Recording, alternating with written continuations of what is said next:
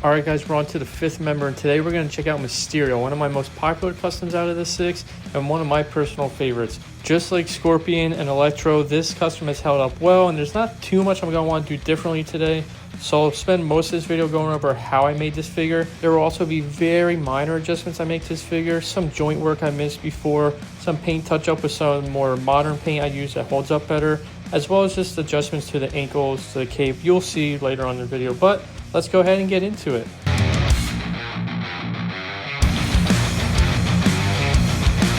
So this is actually the first figure in the six that we've looked at so far that isn't a kit bash in any way, shape, or form. This is just from head to toe the Blight from Mcfarlane.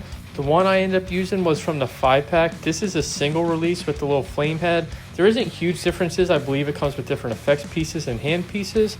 I ended up buying this second one for cheap so we can seal the ankles. You'll learn later on in the video why. I also want to take the extra hands. And this is a good way to show side-by-side comparisons for you guys as to how it looks like stock and then how I painted it up. Pretty simple. Just swap out all the black for gold, purple for green, and then the line work blue. This fully posable cape is going to be from GPS Lot on eBay. As always, I get all my capes and soft goods from them, and this is specifically designed for Mysterio, so it'll be easy to find on their page. And as you see in the head, I put cotton balls in there so it makes it a little bit more cloudy. So one of the biggest things I want to touch up in today's video are the knee and ankle joints. It looked like I completely skipped over this in the original custom. And then again here, the ankles, like I said, I originally used gold ankles. I believe this was from an Aquaman that I used for the Vulture, but it didn't fit right in there, so I used like the hot glue trick, but they're just super loose, and I think I actually super glued the foot side of the joint in there. So I ended up losing almost all foot articulation in here, just a pain to pose. But I also want to touch up the blue here. I used a different blue now, so I'm going to touch up the blue and then touch up gold and green as well throughout the video. So let's go ahead and seal his hands. I thought about sealing his head too, but I like the full fishbowl. Next, let's go ahead and seal those ankles.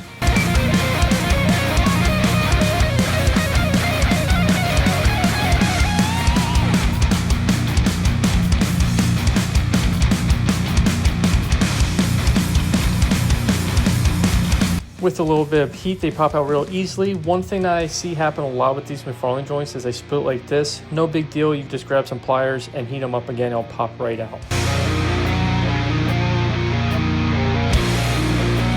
Next up, we're going to prep the knee and ankle joints. This is something I somehow skipped completely the first time around. So first thing I'm going to do is cut out a lot of the excess plastic around the joints. This is something I learned from WPG Dioramas. He does a lot of Mcfarlane style customs, and this makes a huge difference.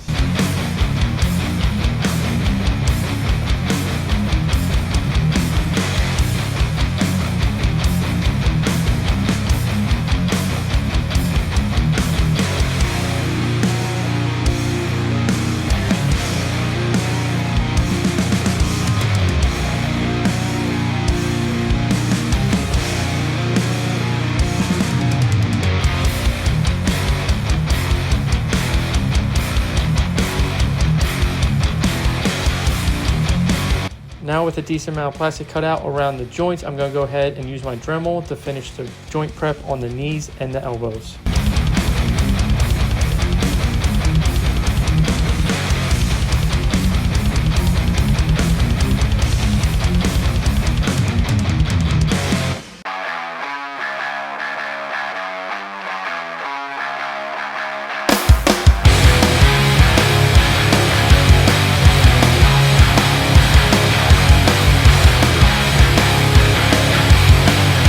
Now with the joints all prepped and the ankles removed, I want to go ahead and start touching up some paint. Like I said, I use a different blue paint now that I like to use throughout all the customs to build that continuity in a universe. So we're going to go ahead and touch up this blue paint.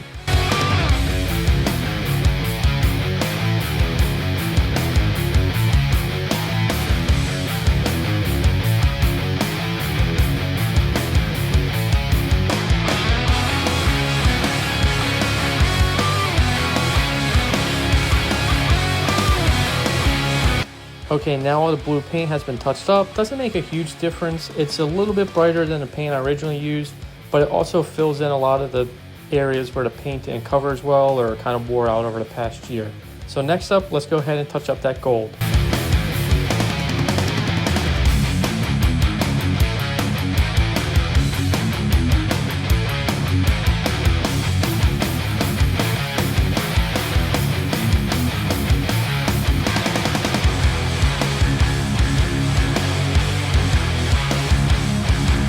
Now with the gold all finished up, we can go ahead and touch up all the green. I saved green for last so that if we're a little sloppy with the blue or the gold, we can go ahead and cover it up with the green. And now all the paint's touched up. It doesn't make a huge difference. Some of the gold is a lot more vibrant now. The blue is a lot better. I filled in some of these gaps here that I missed originally. And then as you see, I installed the ankles, which I ended up RIT dyeing black. Painted that black part above the shoe so it's not jarring to see a black joint. I also used the new feet, so I went ahead and painted those gold real quick, and now we're looking good. It's time for a clear coat. But before I did a clear coat, I realized I wanted to glue the cape down on the shoulder as well, just not around the neck. And I also want to do a metallic dry brush silver all over the gold parts. I think that'll look nice. And now with the cape glued down, the dry brush added, and a couple coats of matte clear coat, this figure is looking really good. It's the minor changes that make the biggest differences on some of these customs, especially ones that already were looking pretty good but just needed a little touch up.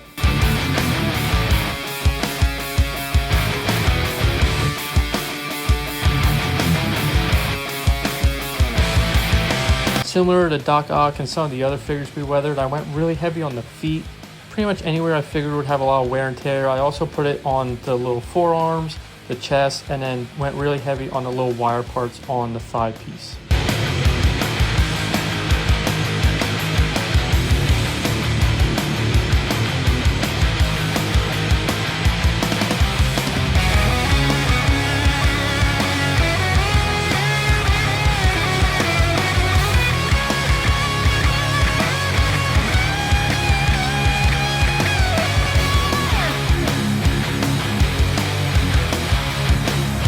And just like that, Mysterio is complete. Like I said in the beginning, this is super simple custom, no kit bashing needed, and just some minor touch-ups here and there.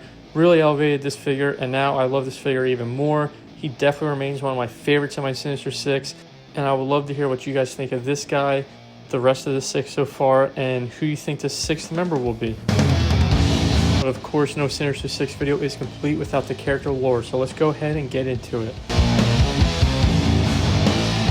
Although he is now laying low and semi-retired, Quentin Beck is no stranger to the criminal world. When his old friend Otto reaches out to start up the Sinister Six again, Quentin Beck jumps at the opportunity, and Mysterio is back. Guys, thank you again so much for your continued support on this series. I had so much fun going over my Sinister Six, touching up some old designs, and creating some new designs. As always, links to all my other socials are down below in the bio. You can find me on Instagram or TikTok. I now have a Discord, which I highly recommend you join if you have Discord yourself.